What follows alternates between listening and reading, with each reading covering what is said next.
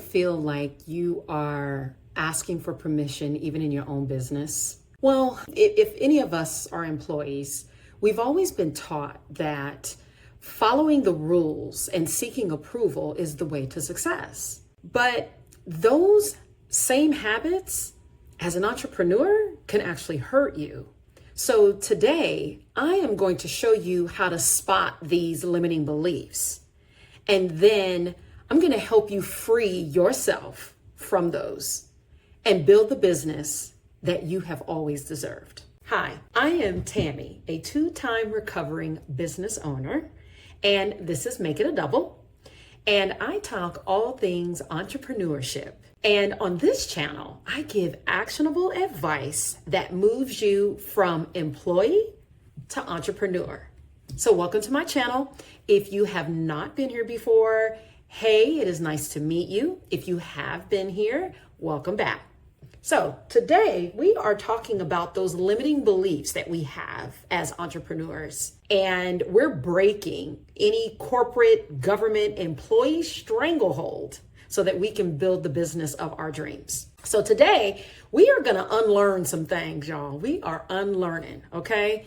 So one of the things that we are going to learn today is the conditioning. I'm calling it the conditioning, right? Again, whether it's corporate, government, whatever, the employee conditioning. So here are some signs that you are still operating in an employee mentality. Number one, you are waiting for approval. You are waiting for approval before a decision is made. You cannot do that. You're avoiding risk because maybe you think that the risk can lead to failure. Number three, you are overvaluing the to-dos and the task over the results. Number four, you are hesitating to set your own prices. And then number five, you have perfectionism. And I know there are some of you out there that have that whole perfectionism thing, and the way that it shows up is in delays, or better yet, even a bonus one that I'm just now thinking about actually as I'm talking to you guys. You feel guilty when you go on vacation, when you're not in the office. Look, we got to break those employee mindset, bad habits, chains. We got to break them, especially as entrepreneurs. So I'll give you two good stories, two good examples. So my first example is I started my own business actually doing proposal and pricing for small businesses and local and small governments. And we worked as proposal writers, pricers, and grant writers. And I remember when, as a business owner, I had launched a new product. And I was so excited about this product. Like, I was psyched about this product, and I knew this thing was going to take off.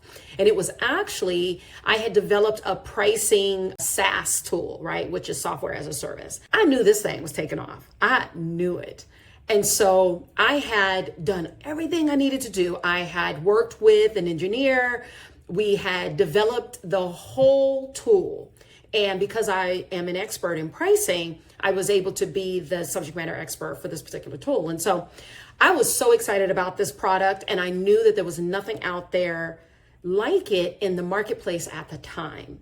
So I spent a lot of time working with tech folks, working with engineers to get and tweak this thing to, where it needed to be. I had also done some surveys with my current customer base.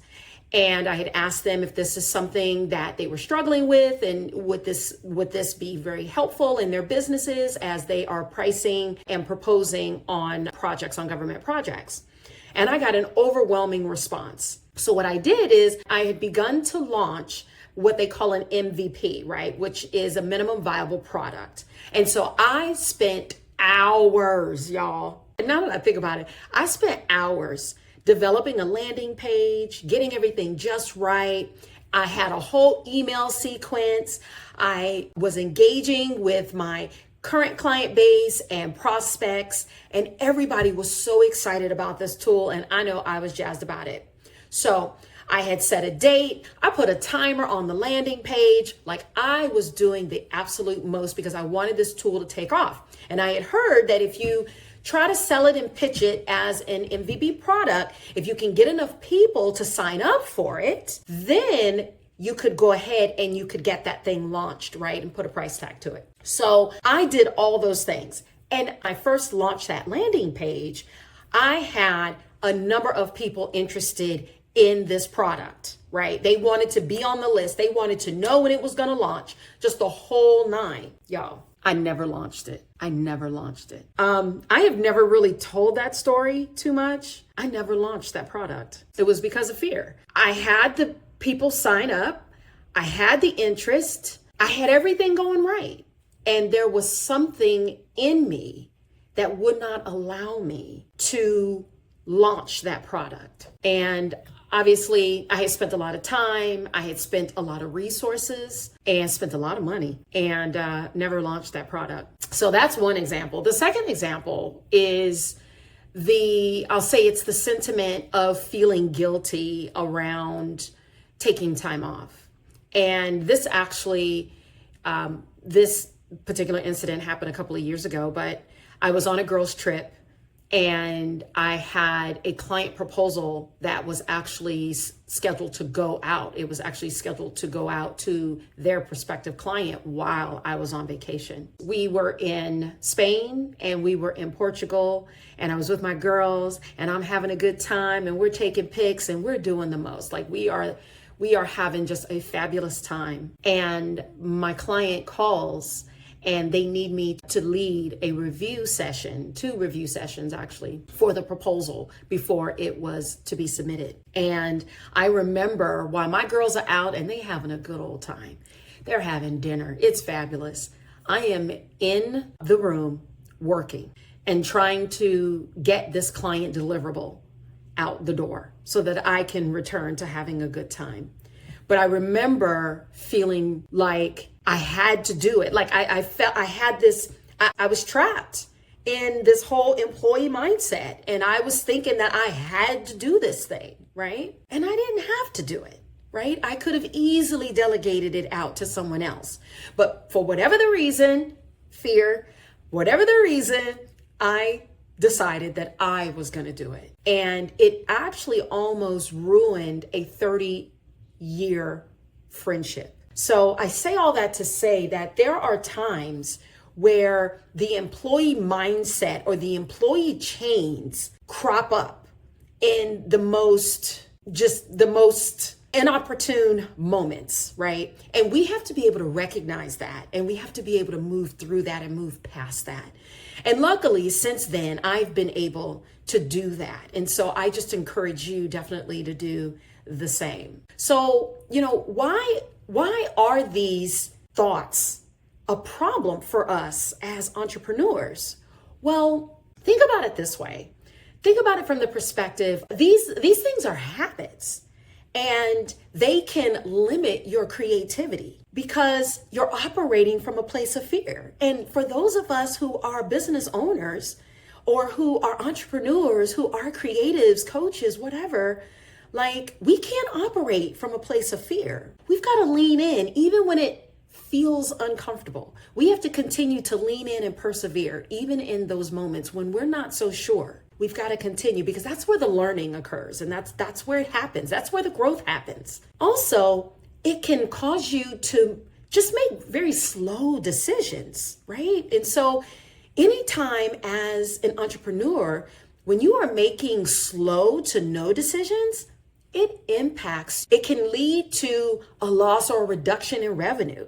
So we do need to be mindful of that. We also miss out on other growth opportunities. Like we have to make sure that we have our eye on the pulse as entrepreneurs and that we are always trying to grow and always trying to create dynamic situations for us and for our business. And then lastly, we just need to take time to think about the implications of our actions because those things will come back to haunt you and bite you. Now, let's think about mindset. Employee mindset, entrepreneur mindset. I'm going to give you some differences. Here we go. Employees avoid mistakes so that they can maintain job security. Entrepreneurs view failures as valuable data. Employees follow budgets that are obviously set by other people or their managers. Entrepreneurs invest heavily in high return activities, right? There's risk in that. Lastly, employees are always seeking consensus or permission, but entrepreneurs make quick decisions. And sometimes it's even based on limited information, and that's okay. So as we think about our entrepreneurial journey, we've got to rewire what success looks like, right? We have to be willing to lean in when things are scary and unpredictable. We have to be able to make bold decisions. And so I'm going to give you just 3 simple tips that you can do right now to make sure that you are making bold decisions. So number 1, let's track the wins, even if they're small. Let's track them because those small wins turn into big wins. Number 2, let's start with small promises.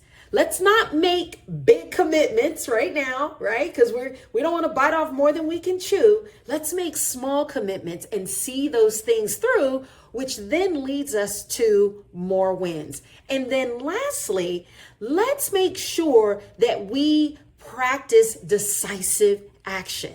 So anytime it is time for us to make a decision, quickly make that decision, learn from it, pivot from it if you need to, and continue on. Don't let that thing hang on your back like a monkey. Don't do that. Make the decision, learn from the decision, and then pivot if that's what you need to do. So if you have ever caught yourself hesitating or second guessing, let me know in the comments, because I know that I have.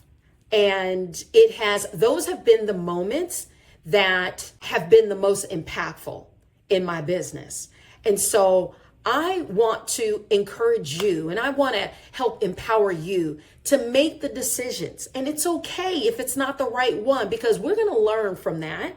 We're going to pivot from that, and we're going to keep on moving, right? Sometimes with entrepreneurship, you just got to dust your shoulders off and keep on moving. Like that's just the way it works, right? So I hope that you have found this content to be extremely helpful. Again, pop in the comments. Let me know what you've been hesitating on, a big decision that you haven't made yet, right? Let's talk about it in the comments. Again, I hope that you've gotten a lot of good, valuable information from what I've shared today. I want you to come back. I am Tammy from Make It a Double, and I'm out.